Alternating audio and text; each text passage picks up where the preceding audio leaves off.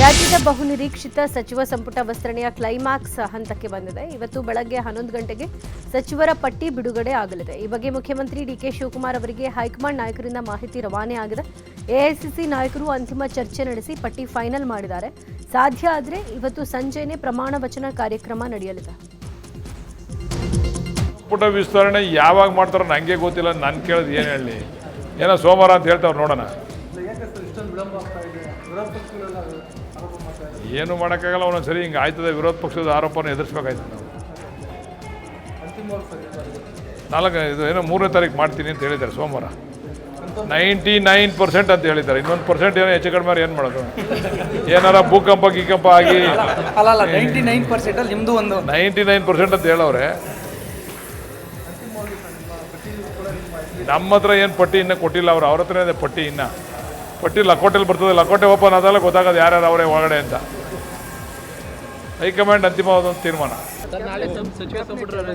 ಆಗುತ್ತಪ್ಪ. ಆಗುತ್ತೆ, ಸ್ವಲ್ಪ ಹುಷಾರು ದಯವಿಟ್ಟು. ಆಗುತ್ತಪ್ಪ, ಆಗುತ್ತೆ, ಸ್ವಲ್ಪ ಹುಷಾರು ದಯವಿಟ್ಟು. ಇಂದು ರಾಜ್ಯ ಸಚಿವ ಸಂಪುಟ ವಿಸ್ತರಣೆ ಸಾಧ್ಯತೆ ಹಿನ್ನೆಲೆಯಲ್ಲಿ ಲೋಕಭವನದ ಸುತ್ತಮುತ್ತ ಬಿಗಿ ಭದ್ರತೆ ಕೈಗೊಳ್ಳಲಾಗಿದೆ. ಯಾವುದೇ ಕ್ಷಣದಲ್ಲಾದರೂ ಲೋಕಭವನದಲ್ಲಿ ಪ್ರಮಾಣ ವಚನ ಸ್ವೀಕಾರ ಸಾಧ್ಯತೆ ಇದೆ. ಎಲ್ಲದಕ್ಕೂ ಸಿದ್ಧವಾಗಿರಲಿಕ್ಕೆ ಪೊಲೀಸ್ ಕಮಿಷನರ್ ಹಿರಿಯ ಪೊಲೀಸರಿಗೆ ಸೂಚನೆಯನ್ನು ಕೊಟ್ಟಿದ್ದಾರೆ. ಅಸಮಾಧಾನಿತರ ಬೆಂಬಲಿತರು ಪ್ರತಿಭಟನೆ ಮಾಡುವಂಥ ಸಾಧ್ಯತೆ ಇರುವುದರಿಂದ ಲೋಕಭವನದ ಒಳಗಡೆ ಮತ್ತು ಹೊರಗಡೆ ಮತ್ತು ಸುತ್ತಮುತ್ತ ಬಿಗಿ ಭದ್ರತೆಗೆ ನಿರ್ದೇಶನವನ್ನು ಕೊಡಲಾಗಿದೆ. ಕಾರ್ಯಕ್ರಮಕ್ಕೆ 1,500ಕ್ಕೂ ಅಧಿಕ ಪೊಲೀಸರನ್ನು ನಿಯೋಜನೆ ಮಾಡಲಿಕ್ಕೆ ಸಿದ್ಧತೆ ನಡೆದಿದೆ. ಹೈಕಮಾಂಡ್ನಿಂದ ನೂತನ ಸಚಿವರ ಪಟ್ಟಿ ಬಿಡುಗಡೆಗೂ ಮುನ್ನವೇ ಬಾಗಲಕೋಟೆಯ ಹುನಗುಂದದಲ್ಲಿ ಕಾಂಗ್ರೆಸ್ ಕಾರ್ಯಕರ್ತರು ಸಂಭ್ರಮಾಚರಣೆ ಮಾಡಿದ್ದಾರೆ. ಹುನಗುಂದ ಕಾಂಗ್ರೆಸ್ ಮುಖಂಡ ಮಹಾಂತೇಶ್ ಹಾಗೂ ಕಾರ್ಯಕರ್ತ ಸಂಭ್ರಮಾಚರಣೆ ಮಾಡಿದ್ದು, ಇವತ್ತು ವಿಜಯಾನಂದ ಕಾಶ್ಯಪ್ಪನವರ ಪ್ರಮಾಣ ವಚನ ಸ್ವೀಕರಿಸುತ್ತಾರೆ ಅಂತ ಅಭಿಮಾನಿಗಳು ಸಂಭ್ರಮ ಪಟ್ಟಿದ್ದಾರೆ. ಅಲ್ಲದೆ ಇವತ್ತು ಬೆಂಗಳೂರಿಗೆ ಅಭಿಮಾನಿಗಳು ಆಗಮಿಸ್ತಾ ಇದ್ದು ಗಣೇಶ ದೇಗುಲದಲ್ಲಿ ವಿಶೇಷ ಪೂಜೆ ಸಲ್ಲಿಸಲಿದ್ದಾರೆ. ಸಂಪುಟ ವಿಸ್ತರಣೆ ಹಿನ್ನೆಲೆಯಲ್ಲಿ ಚಿತ್ರದುರ್ಗ ಶಾಸಕ ಕೆಸಿ ವೀರೇಂದ್ರ ಪಪ್ಪಿ ಮನೆದೇವರ ಮೊರೆ ಹೋಗಿದ್ದಾರೆ. ಕುಟುಂಬ ಸಮೇತ ಮನೆದೇವರ ದರ್ಶನವನ್ನು ಪಡೆದುಕೊಂಡಿದ್ದಾರೆ. ಆಂಧ್ರಪ್ರದೇಶದ ತಾಳಿಕೆರೆ ವೀರಭದ್ರಸ್ವಾಮಿ ದರ್ಶನವನ್ನು ಪಡೆದುಕೊಂಡಿದ್ದಾರೆ. ಮನೆಯಲ್ಲಿ ಹೋಮ ಹವನ ಮಾಡಿಸಿದಂಥ ಶಾಸಕ ವೀರೇಂದ್ರ ಪಪ್ಪಿ ಮನೆದೇವರ ದರ್ಶನವನ್ನು ಪಡೆದುಕೊಂಡರು. ಕರಾವಳಿ ಮಲೆನಾಡು ಭಾಗದಲ್ಲಿ ಮಳೆ ಮುಂದುವರೆದಿದೆ. ರಾಜ್ಯದಲ್ಲಿ ಇನ್ನೆರಡು ದಿನ ಮಳೆ ಅಲರ್ಟ್ ಕೊಡಲಾಗಿದೆ. ಇವತ್ತು ದಕ್ಷಿಣ ಕನ್ನಡ, ಉತ್ತರ ಕನ್ನಡ, ಉಡುಪಿ, ಕೊಡಗು, ಶಿವಮೊಗ್ಗ, ಚಿಕ್ಕಮಗಳೂರು ಜಿಲ್ಲೆಗಳಿಗೂ ಆರೆಂಜ್ ಅಲರ್ಟ್ ಕೊಡಲಾಗಿದೆ. ಬೆಳಗಾವಿ, ಹಾಸನ ಜಿಲ್ಲೆಗಳಿಗೆ ಯೆಲ್ಲೋ ಅಲರ್ಟ್ ಘೋಷಿಸಲಾಗಿದೆ. ಉಳಿದ ಜಿಲ್ಲೆಗಳಿಗೆ ಸಾಧಾರಣ ಮಳೆ ಆಗಲಿದೆ ಅಂತ ಹವಾಮಾನ ಇಲಾಖೆ ಮುನ್ಸೂಚನೆ ಕೊಟ್ಟಿದೆ. ಮಲೆನಾಡಲ್ಲಿ ಮಳೆ ಅಬ್ಬರಿಸ್ತಾ ಇರುವಂಥ ಹಿನ್ನೆಲೆಯಲ್ಲಿ ಶಿವಮೊಗ್ಗದ ಸಾಗರ ಮತ್ತು ತೀರ್ಥಹಳ್ಳಿ ತಾಲೂಕಿನ ಶಾಲಾ ಕಾಲೇಜಿಗೆ ರಜೆಯನ್ನು ಘೋಷಣೆ ಮಾಡಲಾಗಿದೆ. ವಿದ್ಯಾರ್ಥಿಗಳ ಸುರಕ್ಷತೆಯ ಹಿತದೃಷ್ಟಿಯಿಂದ ಸಾಗರ ಮತ್ತು ತೀರ್ಥಹಳ್ಳಿಯ ತಾಲೂಕಿನ ತಹಶೀಲ್ದಾರ್ ಎಲ್ಲ ಅಂಗನವಾಡಿಗಳು, ಪ್ರಾಥಮಿಕ ಮತ್ತು ಪ್ರೌಢಶಾಲೆಗಳು, ಪದವಿ ಪೂರ್ವ, ಡಿಪ್ಲೊಮೊ ಹಾಗೂ ಐಟಿಐ ಕಾಲೇಜುಗಳಿಗೆ ರಜೆ ಘೋಷಣೆ ಮಾಡಿದ್ದಾರೆ. ಉತ್ತರ ಕನ್ನಡ ಜಿಲ್ಲೆಯಲ್ಲಿ ಇವತ್ತು ಭಾರೀ ಮಳೆ ಮುನ್ಸೂಚನೆ ಹಿನ್ನೆಲೆ 2 ತಾಲೂಕಿನ ಶಾಲಾ ಮತ್ತು ಅಂಗನವಾಡಿಗಳಿಗೆ ರಜೆ ಕೊಡಲಾಗಿದೆ. ಮುನ್ನೆಚ್ಚರಿಕಾ ದೃಷ್ಟಿಯಿಂದ ದಾಂಡೇಲಿ, ಜೊಯ್ಡಾ ತಾಲೂಕಿನ ಶಾಲೆ ಹಾಗೂ ಅಂಗನವಾಡಿಗಳಿಗೆ ರಜೆ ಘೋಷಿಸಿ ಜಿಲ್ಲಾಧಿಕಾರಿ ಲಕ್ಷ್ಮೀಪ್ರಿಯಾ ಆದೇಶ ಹೊರಡಿಸಿದ್ದಾರೆ. ದಕ್ಷಿಣ ಕನ್ನಡ ಜಿಲ್ಲೆಯಲ್ಲಿ ಭಾರೀ ಮಳೆ ಹಿನ್ನೆಲೆಯಲ್ಲಿ ಮುಂಜಾಗ್ರತಾ ಕ್ರಮವಾಗಿ ಜಿಲ್ಲೆಯ ಶಾಲಾ ಕಾಲೇಜುಗಳಿಗೆ ರಜೆಯನ್ನು ಘೋಷಣೆ ಮಾಡಲಾಗಿದೆ. ಮಂಗಳೂರು, ಉಳ್ಳಾಲ, ಮೂಡಬಿದ್ರೆ, ಮುಲ್ಕಿ, ಬಂಟ್ವಾಳ ತಾಲೂಕಿನಲ್ಲಿ ಅಂಗನವಾಡಿಯಿಂದ ಹೈಸ್ಕೂಲ್ವರೆಗೂ ರಜೆಯನ್ನು ಘೋಷಣೆ ಮಾಡಲಾಗಿದೆ. ಇನ್ನು ಬೆಳ್ತಂಗಡಿ, ಪುತ್ತೂರು, ಕಡಬ, ಸುಳ್ಯ ತಾಲೂಕಿನ ಶಾಲಾ ಕಾಲೇಜುಗಳಿಗೂ ರಜೆಯನ್ನು ನೀಡಿ ಜಿಲ್ಲಾಧಿಕಾರಿ ದರ್ಶನ್ HV ಆದೇಶವನ್ನು ನೀಡಿದ್ದಾರೆ. ಮಂಗಳೂರಲ್ಲಿ ಭಾರೀ ಮಳೆಗೆ ಅದ್ಯಪಾಡಿ ಗ್ರಾಮ ಮುಳುಗಡೆಯಾಗಿದೆ. ಭಾರೀ ಮಳೆಯಿಂದ ನೆರೆ ಬಂದು ಸಂಕಷ್ಟ ಎದುರಾಗಿದ್ದು ಅವೈಜ್ಞಾನಿಕ ಕಿಂಡಿ ಅಣೆಕಟ್ಟಿನಿಂದ ಅದ್ಯಪಾಡಿಗೆ ಫಲ್ಗುಣಿ ನದಿ ನೀರು ನುಗ್ತಾ ಇದೆ. ಮನೆ, ಕೃಷಿ, ತೋಟ, ಕೊಟ್ಟಿಗೆಗೆ ಜಲ ದಿಗ್ಬಂಧನ ಎದುರಾಗಿದೆ. ಮೂಕ ಪ್ರಾಣಿಗಳ ರೋದನವನ್ನು ಯಾರೂ ಕೇಳುವವರೇ ಇಲ್ಲ ಅನ್ನುವಂತಾಗಿದೆ. ಕಿರಿದಾದ ಗೇಟ್ಗಳಿಂದ ಸಮಸ್ಯೆ ಉಂಟಾಗಿದೆ. ಹೀಗಾಗಿ ಬೃಹತ್ ಹೈಡ್ರಾಲಿಕ್ ಗೇಟ್ ಅಳವಡಿಸಿದ್ರೆ ಸಮಸ್ಯೆಗೆ ಪರಿಹಾರ ಸಿಗುತ್ತೆ ಅಂತ ಸ್ಥಳೀಯರು ಅಭಿಪ್ರಾಯಪಟ್ಟಿದ್ದಾರೆ.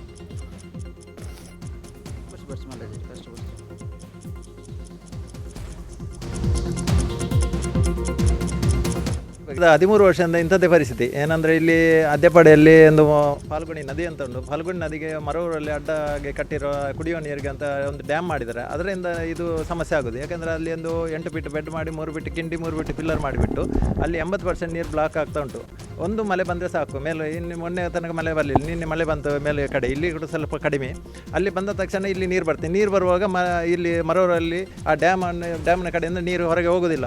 ಆಗ ಹೋಗದೇ ಇದ್ದ ಕಾರಣ ಇಂಥ ಪರಿಸ್ಥಿತಿ ಆಗೋದು. ಅದಕ್ಕೆ ಒಂದು ನೀರು ಹರಿವು ಹೋಗುವಂಥ ವ್ಯವಸ್ಥೆಯನ್ನು ಮಾಡಬೇಕು. ಎಮರ್ಜೆನ್ಸಿ ಗೇಟ್ ಎರಡು ಬದಿಯಲ್ಲಿ ಮಾಡಿಬಿಟ್ರೆ ಇಂಥ ಪರಿಸ್ಥಿತಿ ಬರೋದಿಲ್ಲ. ನಾವು ವರ್ಷವೂ ಹೇಳ್ತಾ ಇದ್ದೇವೆ, 13 ವರ್ಷ ರೈತ ಸಂಘದ ಹೋರಾಟ ಮಾಡಿ ಎಲ್ಲ ಇಲಾಖೆಗೆ ಅರ್ಜಿ ಕೊಟ್ಟು ಎಲ್ಲ ಮಾಡಿದೆ. ಎಲ್ಲ ಇಲ್ಲಿಗೆ DC AC ಎಲ್ಲ ಬಂದಿದ್ದಾರೆ. ಉಸ್ತುವಾರಿ ಸಚಿವರು ಕೂಡ ಇಲ್ಲಿ ಬಂದು ನೋಡಿದ್ದಾರೆ, ಎಲ್ಲ ಭರವಸೆ ಕೊಟ್ಟಿದ್ದಾರೆ.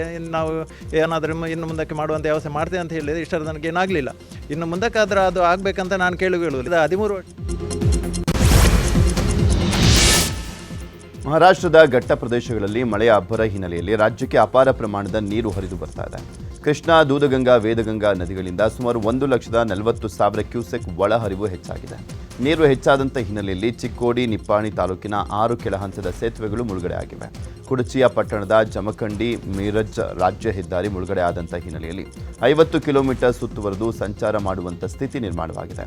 ಇನ್ನೊಂದು ಕಡೆ ಕೃಷ್ಣಾ ನದಿ ದಡದಲ್ಲಿರುವಂಥ ದತ್ತ ಮಂದಿರ ಹಾಗೂ ಮುಲ್ಕಾನಿ ಮನ್ಸೂರ್ ಅಲಿ ದರ್ಗಾ ಮುಳುಗಿದೆ.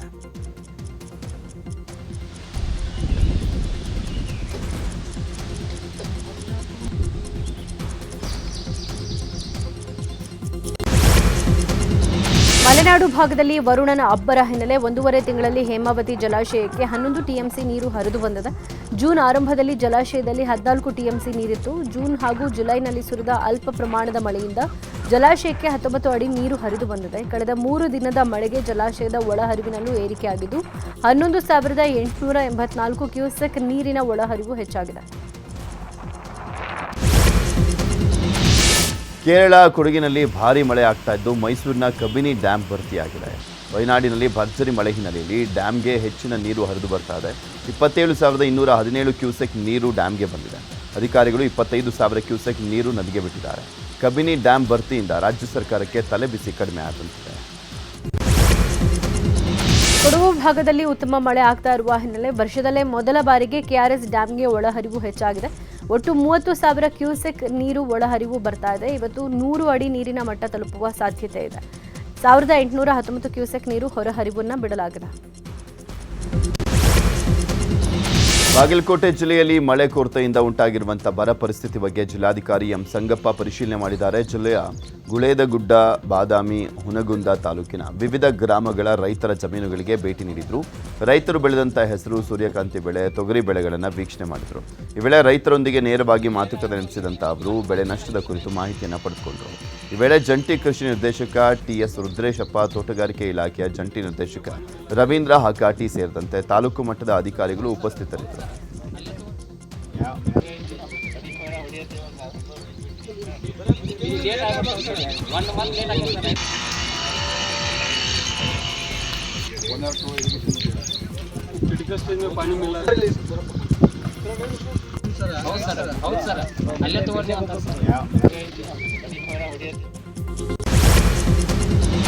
ಭಾರೀ ಮಳೆ ಹಿನ್ನೆಲೆ ಮಲಪ್ರಭಾ ನದಿ ಮೈದುಂಬಿ ಹರಿತಾ ಇದೆ. ಈ ಹಿನ್ನೆಲೆ ಬೆಳಗಾವಿಯ ಹುಣಶಿಕಟ್ಟಿ ಗ್ರಾಮಸ್ಥರು ಮಲಪ್ರಭಾ ನದಿಗೆ ಬಾಗಿನ ಅರ್ಪಿಸಿದ್ದಾರೆ. ಧಾರ್ಮಿಕ ಸಂಪ್ರದಾಯದಂತೆ ಪೂಜೆ ಎಲ್ಲ ಮಾಡಿ ಬಳಿ ನದಿಗೆ ಗ್ರಾಮಸ್ಥರು ಬಾಗಿನ ಅರ್ಪಿಸಿದರು. ಈ ವೇಳೆ ಮಾಜಿ ಜಿಲ್ಲಾ ಪಂಚಾಯಿತಿ ಸದಸ್ಯೆ ರೋಹಿಣಿ ಬಾಬಾ ಸಾಹೇಬ್ ಪಾಟೀಲ್ ಹಾಗೂ ಸ್ಥಳೀಯ ಮುಖಂಡರಾದ ಶಂಕರ್ ಹೊಳಿ ಇದ್ದರು.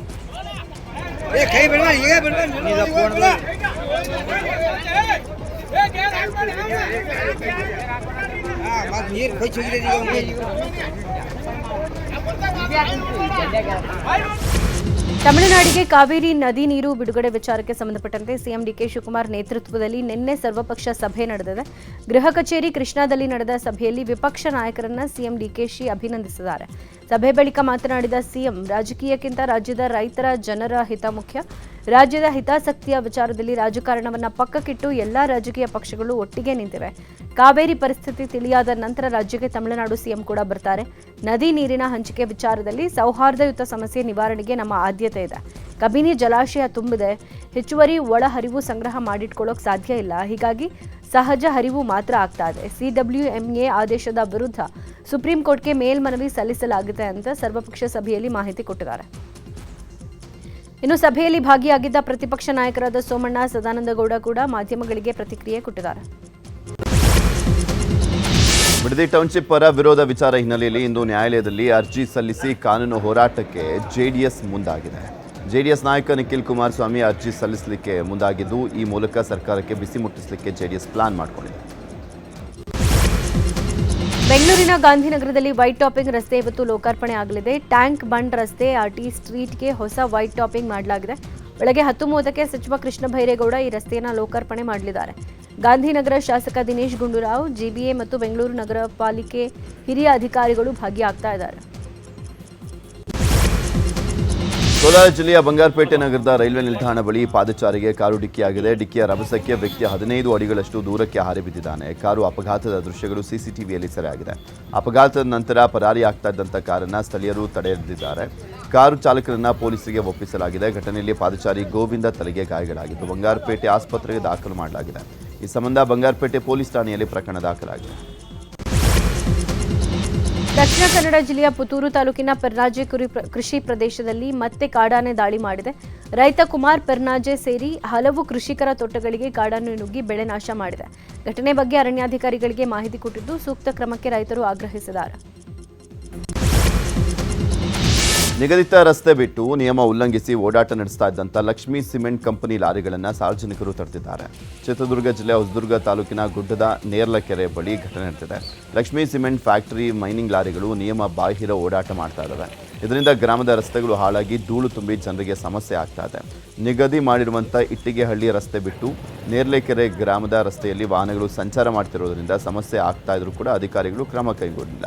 ಈ ಹಿನ್ನೆಲೆಯಲ್ಲಿ ಗ್ರಾಮಸ್ಥರೇ ಲಾರಿಗಳನ್ನು ತಡೆದು ಬೇರೆ ಮಾರ್ಗದಲ್ಲಿ ತೆರಳಿಕ್ಕೆ ಸೂಚನೆ ಕೊಟ್ಟಿದ್ದಾರೆ. ಚಿತ್ತೂರು ಜನರಿಂದ ಬೆಂಗಳೂರು ಜನತೆ ಬದುಕ್ತಾ ಇದ್ದಾರೆ ಅನ್ನುವ ಹೇಳಿಕೆಗೆ ಭಾರಿ ಆಕ್ರೋಶ ವ್ಯಕ್ತವಾಗಿದೆ. ಈ ಹಿನ್ನೆಲೆ ಕೋಲಾರ ಜಿಲ್ಲೆಯ ನಂಗಲಿ ಟೋಲ್ ಗೇಟ್ ಬಳಿ ಟಿಡಿಪಿ ಶಾಸಕ ಗುರುಜಾಲ್ ಜಗನ್ ಮೋಹನ್ಗೆ ಮುತ್ತಿಗೆ ಹಾಕೋಕೆ ಯತ್ನಿಸಲಾಗಿದೆ. ಬೆಂಗಳೂರು ಜನರ ಭಾವನೆಗಳಿಗೆ ಧಕ್ಕೆ ತಂದಿರೋ ಆರೋಪ ಹಿನ್ನೆಲೆ ಟಿಡಿಪಿ ಶಾಸಕ ಗುರುಜಾಲ ಜಗನ್ಮೋಹನ್ ವಿರುದ್ಧ ದಲಿತ ಸಂಘಟನೆಯ ಮುಖಂಡರು ಆಕ್ರೋಶ ವ್ಯಕ್ತಪಡಿಸಿದ್ದಾರೆ. ಕೋಲಾರದ ಮಾಲೂರಿನಲ್ಲಿ ಗಣಿಗಾರಿಕೆಗೆ ಅನುಮತಿ ನೀಡದಂತೆ ಸಾಮಾಜಿಕ ಕಾರ್ಯಕರ್ತ ಸಿದ್ಧಾರ್ಥ್ ಆನಂದ್ ಆಗ್ರಹಿಸಿದ್ದಾರೆ. ತಾಲೂಕಿನ ಮಾಕರಹಳ್ಳಿ ಹಾಗೂ ಬನಹಳ್ಳಿ ಗ್ರಾಮದ ಜನವಸತಿ ಪ್ರದೇಶದಲ್ಲಿ ಗಣಿಗಾರಿಕೆ ಮಾಡಲಿಕ್ಕೆ ಅಧಿಕಾರಿಗಳು ಮುಂದಾಗಿದ್ದಾರೆ. ಇದರಿಂದ ಬೆಟ್ಟದ ತಪ್ಪಲು ಪ್ರದೇಶದಲ್ಲಿ ನೂರಾರು ಜನರು ವಾಸ ಮಾಡ್ತಿದ್ದಾರೆ. ಎಲೆಕ್ಟ್ರಾನಿಕ್ ಸಿಟಿಯ ಎಂ5 ಇಸಿಟಿ ಮಾಲ್ನ ಸಿನಿಮಾ ಹಾಲ್ನಲ್ಲಿ ನಿನ್ನೆ ಸಮಸ್ಯೆ ಉಂಟಾಗಿತ್ತು. ಐನಾಕ್ಸ್ನ ಎಸಿ ಸಿಬ್ಬಂದಿ ವಿರುದ್ಧ ಸಿನಿಪ್ರಿಯರು ಆಕ್ರೋಶ ವ್ಯಕ್ತಪಡಿಸಿದರು. ಕನ್ನಡ ಸಿನಿಮಾ ಇರುವಂಥ ಸ್ಕ್ರೀನ್ನಲ್ಲಿ ಎಸಿ ಹಾಕಿಲ್ಲ, ಆದರೆ ಇಂಗ್ಲಿಷ್ ಸಿನಿಮಾ ಇರುವಂಥ ಸ್ಕ್ರೀನ್ನಲ್ಲಿ ಎಸಿ ವ್ಯವಸ್ಥೆ ಇದೆ. ಈ ತಾರತಮ್ಯ ಯಾಕೆ ಅಂತ ಜನರು ಪ್ರಶ್ನೆ ಮಾಡಿದ್ದಾರೆ. ಕಾನ್ಸ್ಟೇಬಲ್ ನೇಮಕಾತಿ ಪರೀಕ್ಷೆ ಸಂಬಂಧ ವಿಜಯಪುರದ ತಿಕೋಟಾದಲ್ಲಿ ಗೊಂದಲ ಏರ್ಪಟ್ಟಿತ್ತು. ಪ್ರಶ್ನೆ ಪತ್ರಿಕೆ ಮತ್ತು OMR ಶೀಟ್ ಸಂಖ್ಯೆಗಳಲ್ಲಿ ವ್ಯತ್ಯಾಸ ಕಂಡುಬಂದಿದೆ ಅಂತ ಪ್ರತಿಭಟನೆ ನಡೆಯಿತು. ತಿಕೋಟಾ ಪಟ್ಟಣದ ಶಾರದಾಂಬಾ PU ಕಾಲೇಜು ಪರೀಕ್ಷಾ ಕೇಂದ್ರಗಳಲ್ಲಿ ಪರೀಕ್ಷಾರ್ಥಿಗಳು ಮತ್ತು ಪೊಲೀಸರ ನಡುವೆ ವಾಗ್ವಾದ ಆಯಿತು. ಈ ಬಗ್ಗೆ ವಿಜಯಪುರ SP ಲಕ್ಷ್ಮಣ್ ನಿಂಬರಗಿ ಸ್ಪಷ್ಟನೆ ಕೊಟ್ಟಿದ್ದಾರೆ. ನಿನ್ನೆ ನಡೆದಂಥ ಸಿವಿಲ್ ಪೊಲೀಸ್ ಕಾನ್ಸ್ಟೇಬಲ್ ನೇಮಕಾತಿ ಪರೀಕ್ಷೆ ಸುಗಮವಾಗಿ ನಡೆದಿದೆ. ರಾಜ್ಯದ 884 ಪರೀಕ್ಷಾ ಕೇಂದ್ರಗಳಲ್ಲಿ ಪರೀಕ್ಷೆ ನಡೆದಿದ್ದು ಬೆಂಗಳೂರಿನಲ್ಲೇ 149 ಪರೀಕ್ಷಾ ಕೇಂದ್ರಗಳಲ್ಲಿ ಪರೀಕ್ಷೆ ನಡೆದಿದೆ. ವಿಜಯಪುರದ ತಿಕೋಟಾ ಪರೀಕ್ಷಾ ಕೇಂದ್ರದಲ್ಲಿ ಪ್ರಶ್ನೆ ಪತ್ರಿಕೆ ಮತ್ತು OMR ಶೀಟ್ ಸಂಖ್ಯೆಗಳಲ್ಲಿ ವ್ಯತ್ಯಾಸ ಕಂಡುಬಂದಿದ್ದಂಥ ಆರೋಪ ಕೇಳಿಬಂದಿತ್ತು. ಈ ಸಂಬಂಧ ಜಿಲ್ಲಾಧಿಕಾರಿಯಿಂದ KEA ವರದಿಯನ್ನು ಕೇಳಿದೆ. ಪರೀಕ್ಷಾ ಸಾಮಗ್ರಿಯೊಂದಿಗೆ ಹೊರ ಹೋಗುವಂಥದ್ದು ಕಾನೂನು ಬಾಹಿರ, ಸುಳ್ಳು ಸುದ್ದಿ ಹಬ್ಬಿಸಿದರೆ ಕಠಿಣ ಕ್ರಮ ಕೈಗೊಳ್ಳಲಾಗುತ್ತೆ ಅಂತ KEA ಎಚ್ಚರಿಕೆಯನ್ನು ಕೊಟ್ಟಿದೆ. ಬೆಂಗಳೂರು ದಕ್ಷಿಣ ನಗರ ಪಾಲಿಕೆ ಫುಟ್ಪಾತ್ ತೆರವು ಕಾರ್ಯಾಚರಣೆ ಮುಂದುವರೆದಿದೆ. ಇವರಿಗೆ 115.56 ಕಿಲೋಮೀಟರ್ ಪಾದಚಾರಿ ಮಾರ್ಗ ಒತ್ತುವರಿ ತೆರವು ಮಾಡಲಾಗಿದೆ. ನಿನ್ನೆ ಒಂದೇ ದಿನ 2.70 ಕಿಲೋಮೀಟರ್ ಪಾದಚಾರಿ ಮಾರ್ಗ ಅತಿಕ್ರಮಣ ಮುಕ್ತವಾಗಿದೆ. ಧಾರವಾಡ ಜಿಲ್ಲೆಯ ಕುಂದಗೋಳ ತಾಲೂಕಿನ ರಾಮಾಪುರದಲ್ಲಿ ದೇಸಿ ಆಹಾರ ಮೇಳ ಮತ್ತು ಮಾಸಿಕ ಸಂತೆ ಆಯೋಜನೆ ಮಾಡಲಾಗಿತ್ತು. ಸಹಜ ಸಮೃದ್ಧ ಸಂಸ್ಥೆ ವತಿಯಿಂದ ಆಯೋಜನೆ ಮಾಡಲಾಗಿದ್ದಂಥ ಮೇಳದಲ್ಲಿ ಸೀಗೆ ಹುಣ್ಣಿಮೆ ವಿಶೇಷ ಅಡುಗೆಗಳು, ಉತ್ತರ ಕರ್ನಾಟಕ ಸಾಂಪ್ರದಾಯಿಕ ತಿನಿಸುಗಳು, ದೇಸಿ ಅಕ್ಕಿ ಆಹಾರ, ಸಿರಿಧಾನ್ಯದ ಕಿಚಡಿ, ಸಿಹಿ ತಿನಿಸು, ನೈಸರ್ಗಿಕ ಪಾನೀಯ, ವಿವಿಧ ಧಾನ್ಯಗಳ ಪ್ರದರ್ಶನ ನಡೆಯಿತು.